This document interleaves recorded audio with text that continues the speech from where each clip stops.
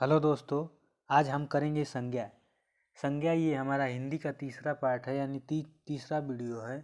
दो वीडियो में संज्ञा वर्णमाला और सघोष अघोष उसके अंतर्गत आता है। पहले में वर्णमाला बताया, उसके बाद सघोष और अघोष। ये तीसरा वीडियो है जिसमें कि हम संज्ञा पढ़ाएंगे। संज्ञा होता क्या है, संज्ञा किसको कहते हैं? देखिए, जिस शब्द से किसी प्राणी, वस्तु, स्थान, जाति, भाव का बोध हो उसे संज्ञा कहते हैं। मतलब जिस शब्द से, शब्द मतलब समझ में आ रहा है कौन सा शब्द? शब्द किसको कहते हैं, पहले ये जानेंगे कि शब्द किसको कहते हैं। तो शब्द जैसे मान लो कमल, एक शब्द है। इसका क्या है? एक शब्द है, उस शब्द के हिसाब से, मतलब उस शब्द को हम जो प्रयुक्त करेंगे वो संज्ञा होता है, यानी नाम से। जैसे मान लो शब्द क्या है, जैसे राम। राम क्या है? एक शब्द है, और राम एक नाम भी है। यमुना शब्द है, आगरा शब्द है, दीपावली शब्द है, गीता शब्द है। यानी शब्द को ही हम क्या कहेंगे? संज्ञा। बोला है कि प्राणी, वस्तु, स्थान, जाति को हम क्या कहते हैं? संज्ञा। अब संज्ञा देखते हैं। संज्ञा के तीन भेद होते हैं। कौन सी संज्ञा? ये जातिवाचक संज्ञा, व्यक्तिवाचक, जातिवाचक, भाववाचक, ये तीन संज्ञा होती है। और तीनों संज्ञा को देखेंगे कि व्यक्तिवाचक में क्या है और जातिवाचक में क्या है, भाववाचक में क्या है, इसमें होता क्या है। जैसे मान लीजिए व्यक्तिवाचक संज्ञा है, तो व्यक्तिवाचक संज्ञा को हम कैसे पहचानेंगे, ये जानना है। व्यक्तिवाचक संज्ञा वो होता है जिसमें एक वस्तु, एक शब्द, मतलब एक वस्तु का बोध हो जो उस टाइप का न हो। मतलब व्यक्तिवाचक एक वस्तु का बोध हो और उस टाइप का न हो। जैसे ताजमहल, गंगा, मतलब गंगा और गंगा नहीं है। अगर बोल देता कि नदी, तो नदी हमारा व्यक्तिवाचक नहीं होता, नदी हमारा जाति हो जाता है। लेकिन यहाँ पे बोला है गंगा, तो गंगा का जब नाम ले लिया है तो ये व्यक्तिवाचक, व्यक्ति मतलब व्यक्ति को। जैसे दीपावली, अगर बोल देता कि सभी त्यौहार, तो सभी त्यौहार में दीपावली भी आ जाती। लेकिन जब दीपावली का नाम दे दिया तो ये दीपावली क्या है? व्यक्तिवाचक। अगर सभी त्यौहार का नाम ले लेता तो यही जातिवाचक। यानी जिस पर टिक जाए, मतलब एक बिंदु पर अगर टिकते हैं तो व्यक्तिवाचक, अगर एक बिंदु पर नहीं टिकते हैं तो जातिवाचक होता है। देखिए, ये राम, विद्यालय, कविता। अब कविता में बहुत से कविता हैं। देखिए, व्यक्तिवाचक संज्ञा को निम्न रूप से समझा जा सकता है। जैसे व्यक्तिवाचक संज्ञा में अगर हम किसी का नाम लेते हैं, जैसे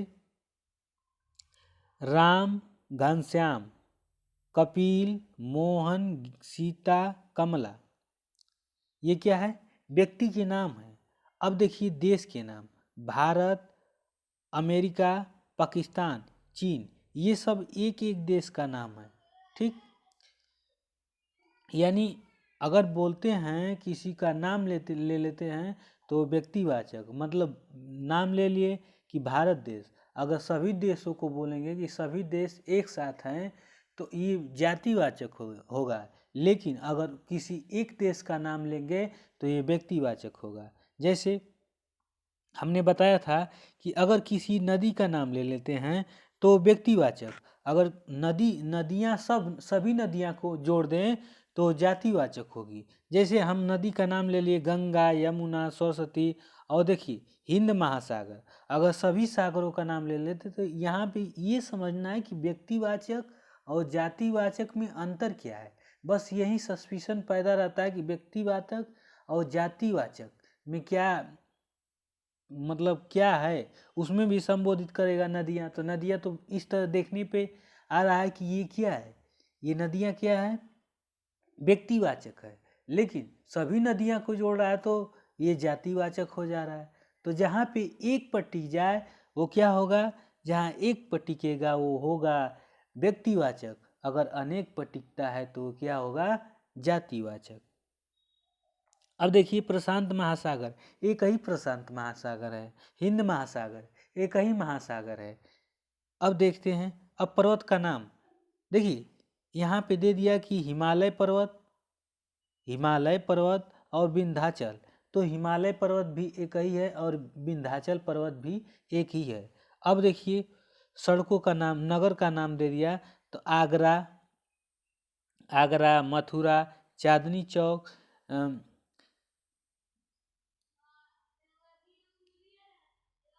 दिल्ली गेट, ये सब दिया है क्या? सड़क के नाम दिया है। अब देखिए पुस्तक का नाम, पुस्तक का दे दिया, देखो रामचरितमानस और अष्टाध्यायी। अब देखिए त्योहारों का नाम दे दिया, होली, दीपावली, ईद। सभी त्योहारों को ना देकर त्योहार का नाम दे दिया, त्योहारों का नाम दे दिया, तो इससे पता चला कि एक त्योहार की बात कर रहा है। क्या है? होली एक त्योहार है, दीपावली एक त्योहार है। मतलब एक पर जहाँ टिका वो व्यक्ति होगा और अनेक पर टिकेगा तो जाति होगा। बस ये यहीं पहचानना है, जातिवाचक और व्यक्तिवाचक। अब देखिए दिशा पूर्व, पश्चिम, उत्तर, दक्षिण, जो भी दिशा बताएगा तो क्या होगा? व्यक्तिवाचक। अब देखिए दिन में सोमवार, शनिवार, जो भी दिन बताएगा, मंथ बताएगा, वो क्या है? व्यक्तिवाचक। अब देखिए व्यक्तिवाचक अगर समझ में आ गया ठीक है, नहीं एक बार और देखिए, समझ में आ जाएगा कि मतलब व्यक्ति जो होगा तो एक पर टिकेगा और व्यक्ति नहीं रहेगा तो अनेक पर टिकेगा, तो जातिवाचक संज्ञा होगा। आप देखिए जातिवाचक संज्ञा होती क्या है? वही चीज बोलते आ रहे हैं कि जातिवाचक जो होगा अनेक पर होगा और व्यक्तिवाचक एक पे होगा। जैसे जिस शब्द से किसी एक समूह या किसी जाति के संपूर्ण पदार्थों का बोध हो उसे जातिवाचक कहते हैं। जैसे मान लीजिए यहाँ पे बोल दिए कुत्ता, तो कुत्ता अनेक है। अध्यापक बोल दिए तो अध्यापक अनेक है। अध्यापक, अगर किसी अध्यापक का नाम ले लिया जाए तो अध्यापक अनेक में नहीं, अध्यापक क्या हो जाएगा? ये अगर नाम ले लिया जाए तो व्यक्तिवाचक होगा, अगर नाम नहीं लिया गया तो जातिवाचक रहेगा। जैसे किताब, तो किताब अनेक है, दर्जी अनेक है, मानव अनेक है। अब देखते हैं आगे, जातिवाचक संज्ञा को निम्न रूप से समझा जा सकता है। जैसे मान लो कंप्यूटर कई प्रकार के कंप्यूटर होते हैं। कंप्यूटर एक कंप्यूटर की बात नहीं कर रहा है, कई प्रकार की किताब है, महाभारत है, रामायण है, कई प्रकार की अष्टाध्यायी है, कई किताबें हैं। फिर कलम भी कई प्रकार की है, दरवाजा भी, कुर्सी भी कई प्रकार की है। क्या? दरवाजा, कुर्सी, कलम, किताब, कंप्यूटर, ये क्या है? एक पर नहीं टिका है, ये अनेक पर हो गया, इसलिए ये क्या है? जातिवाचक है। अब देखिए ज्वालामुखी, तो ज्वालामुखी एक जगह एक स्थान पे ज्वालामुखी नहीं आता, हर ज्वालामुखी का अनेक नाम है। भूकंप, अनेक प्रकार का भूकंप है। वर्षा, अनेक प्रकार की। देखिए अब देखिए पशु पक्षी के नाम, जैसे हिरण, कुत्ता, कोयल, मोर, ये क्या है? ये जाति है। हिरण एक जाति है, कुत्ता एक जाति है, कोयल जाति है, मोर जाति है, मानव भी जाति है। जैसे अगर बोल दिया जाए भाई, तो ये भी जाति है, भाई बहुते हैं।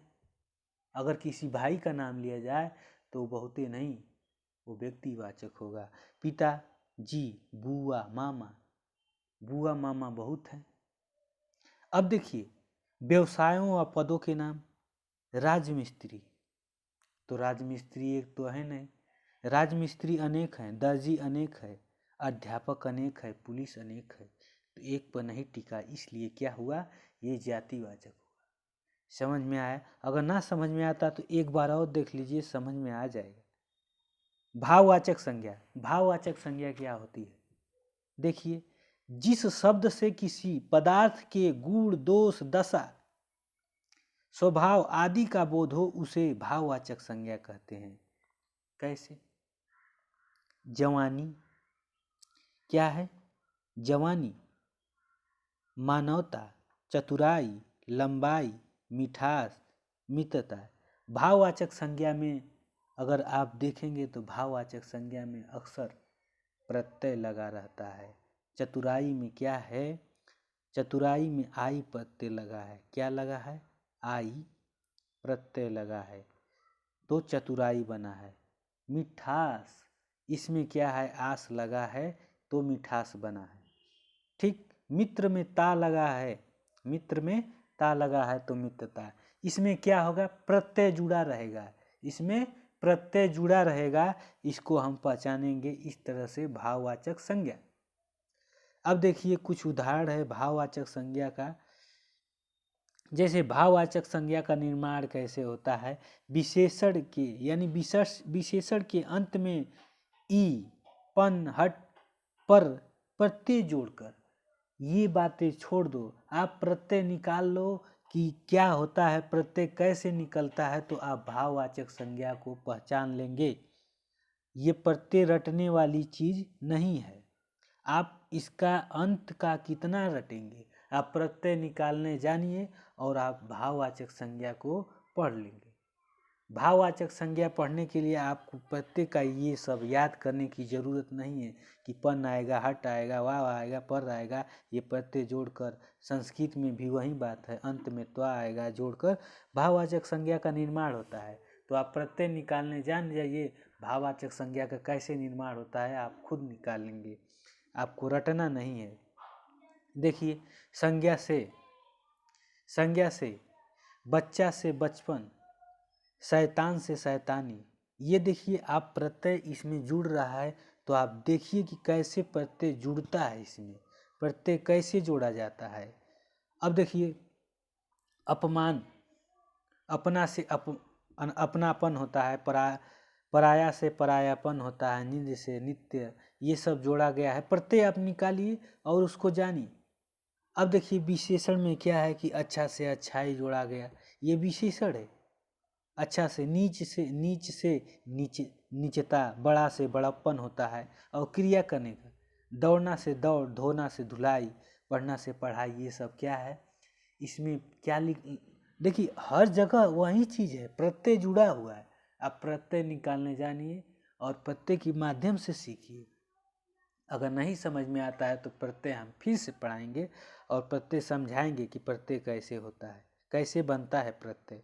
अब देखिए समूहवाचक संज्ञा, समूह में क्या होता है? जैसे परिवार है, सेना है, सभा है, कक्षा है, ये सब क्या है? समूह है।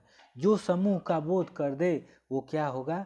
समूहवाचक संज्ञा। और द्रव्यवाचक संज्ञा वो है जैसे सोना, चांदी, लोहा, घी, ये सब क्या है? द्रव्य, तो इसको द्रव्यवाचक संज्ञा कहेंगे। इसी प्रकार ये संज्ञा खत्म हुई। अगर संज्ञा नहीं समझ में आया तो फिर से आप पढ़ सकते हैं, इसको फिर से देखिएगा, समझ में आ जाएगा कि संज्ञा कैसे होता है। और संज्ञा का आपको प्रैक्टिस करना पड़ेगा, बिना प्रैक्टिस के ये संज्ञा नहीं आएगी। आप अगर प्रैक्टिस करते हैं 1-2 बार तो आपको संज्ञा बिल्कुल आएगी। जय हिंद। इसको आप देखिए, अगर अच्छा लगे तो शेयर करिए, अगर ना अच्छा लगे तो भाई आपकी मर्जी। जय हिंद, जय भारत।